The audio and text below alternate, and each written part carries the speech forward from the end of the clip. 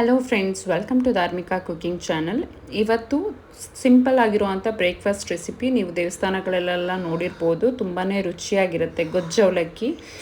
So ಇದು ಮಾಡೋದು ಹೇಗೆ ಅಂತ ನೋಡೋಣ. ಅದಕ್ಕೂ ಮುಂಚೆ ಯಾರೆಲ್ಲ ನನ್ನ ವೀಡಿಯೋಸ್ ನೋಡ್ತಾ ಇದ್ದೀರೋ ಲೈಕ್ ಮಾಡಿ, ಸಬ್ಸ್ಕ್ರೈಬ್ ಮಾಡಿ, ಹಾಗೆ ಪೂರ್ತಿಯಾಗಿ ವಿಡಿಯೋನ ಸ್ಕಿಪ್ ಮಾಡಿದೆ ನೋಡಿ.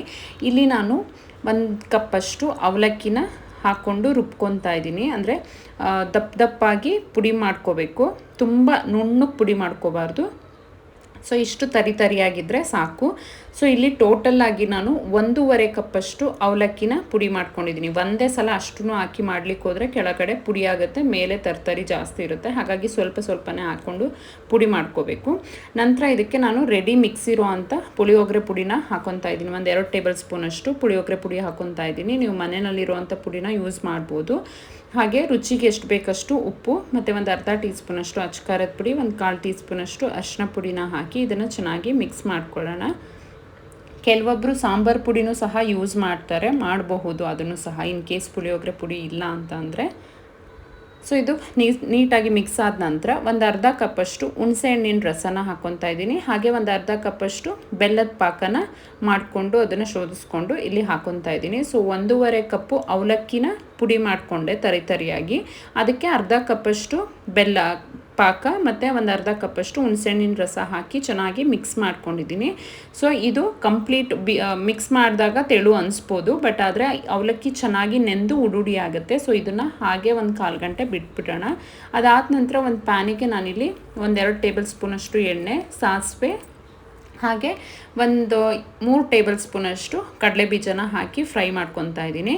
ಕಡಲೆಬೀಜ ಸ್ವಲ್ಪ ಫ್ರೈ ಆದ ನಂತರ ಅದಕ್ಕೆ ನಾನು 1 ಟೇಬಲ್ ಸ್ಪೂನಷ್ಟು ಕಡಲೆಬೇಳೆನ ಹಾಕ್ಕೊತಾ ಇದ್ದೀನಿ. ಹಾಗೆ 1 ಟೇಬಲ್ ಸ್ಪೂನಷ್ಟು ಉದ್ದಿನ ಬೇಳೆನ ಸಹ ಹಾಕಿ ಫ್ರೈ ಮಾಡ್ಕೊತಾ ಇದ್ದೀನಿ. ಸ್ವಲ್ಪ ಇದು ಗೋಲ್ಡನ್ ಬ್ರೌನ್ ಆಗೋವರೆಗೂ ಫ್ರೈ ಮಾಡ್ಕೋಬೇಕು.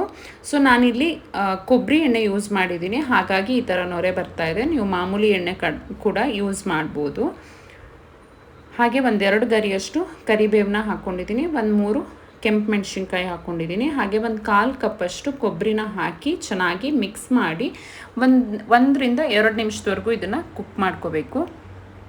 ನೆಕ್ಸ್ಟ್ ಲಾಸ್ಟಲ್ಲಿ ಇದು ಕುಕ್ ಆಗಿದೆ ಇವಾಗ ಕಂಪ್ಲೀಟಾಗಿ. ಸೊ ಇದಿಷ್ಟು ಆದ ನಂತರ ನಾವು ನೆನೆಲಿಕ್ಕಿಟ್ಟಿದ್ದಂತಹ ಅವಲಕ್ಕಿ ಏನಿದೆಯೋ ಅದು ನೋಡಿ ಕಂಪ್ಲೀಟು ಉಡುಡಿ ಆಗಿದೆ. ಇವಾಗ ಗಂಟುಗಳಿಲ್ಲದೆ ಇರೋ ಹಾಗೆ ನೀಟಾಗಿ ಮಿಕ್ಸ್ ಮಾಡ್ಕೊಳ್ಳಿ ಈ ಥರ. ಸೊ ಕಂಪ್ಲೀಟ್ ಉಡಿ ಆಗಿದೆ. ಸೊ ಇದನ್ನು ಇದಕ್ಕೆ ಡೈರೆಕ್ಟು ಹಾಕ್ಕೊಂಡು ಚೆನ್ನಾಗಿ ಮಿಕ್ಸ್ ಮಾಡ್ಕೋಬೇಕು. ಇದು ಹಾಕ್ಕೊಂಡು ನಂತರ ಇದನ್ನು ತುಂಬ ಹೊತ್ತು ಕುಕ್ ಮಾಡ್ಕೊಳ್ಳೋ ಅವಶ್ಯಕತೆ ಇಲ್ಲ. ಸೊ ಚೆನ್ನಾಗಿ 1-2 ನಿಮಿಷ ಕುಕ್ ಮಾಡಿಕೊಂಡ್ರೆ ಸಾಕು ಮಿಕ್ಸ್ ಮಾಡಿಕೊಂಡು. ಸೊ ಇವಾಗ 1-2 ನಿಮಿಷ ಇದು ಚೆನ್ನಾಗಿ ಕುಕ್ ಆಗ್ತಾ ಬರ್ತಾ ಇದೆ. ಸೊ 2 ಸೈಡು ಎಲ್ಲ ಕಡೆ ನೀಟಾಗಿ ತಿರ್ವಾಕೊಂಡು ಮಿಕ್ಸ್ ಮಾಡ್ಕೊಂಡಿದ್ದೀನಿ. ಸೊ ರೆಡಿ ಆಗಿದೆ ಗೊಜ್ಜು ಅವಲಕ್ಕಿ. ಸೊ ಲಾಸ್ಟಲ್ಲಿ ಇದಕ್ಕೆ ಫೈನಲ್ ಟಚ್ಚು ಸ್ವಲ್ಪ ಕೊತ್ತಂಬರಿ ಸೊಪ್ಪನ್ನ ಆ್ಯಡ್ ಮಾಡ್ಕೊತಾ ಇದ್ದೀನಿ. ಆ್ಯಡ್ ಮಾಡಿಕೊಂಡು ಸ್ಟವ್ ಆಫ್ ಮಾಡ್ಕೊಳ್ಳಿ. ನಂತರ ಸ್ವಲ್ಪ ಮಿಕ್ಸ್ ಮಾಡಿಕೊಂಡ್ರೆ ಬಿಸಿ ಬಿಸಿ ಗೊಜ್ಜು ಅವಲಕ್ಕಿ ರೆಡಿ ಆಗುತ್ತೆ. ಸೊ ನೀವು ನೋಡಿರ್ಬೋದು ದೇವಸ್ಥಾನಗಳಲ್ಲಿ ತುಂಬ ಮಾಡ್ತಿರ್ತಾರೆ ಈ ಒಂದು ರೆಸಿಪಿನ. ಸೊ ಇಷ್ಟೇ, ತುಂಬ ಸುಲಭವಾಗಿ ಗೊಜ್ಜು ಅವಲಕ್ಕಿನ ಮಾಡ್ಕೋಬೋದು. ನೀವು ಕೂಡ ಮನೆಯಲ್ಲಿ ಒಂದು ಸಲ ಟ್ರೈ ಮಾಡಿ. ಈ ವಿಡಿಯೋ ಇಷ್ಟ ಆಗಿದ್ರೆ ಲೈಕ್ ಮಾಡಿ, ಸಬ್ಸ್ಕ್ರೈಬ್ ಮಾಡಿ, ಹಾಗೆ ಪೂರ್ತಿಯಾಗಿ ಸ್ಕಿಪ್ ಮಾಡದೆ ವಿಡಿಯೋನ ನೋಡಿ. ಇದೇ ರೀತಿ ನಿಮ್ಮ ಸಪೋರ್ಟ್ ಇರಲಿ. Thank you.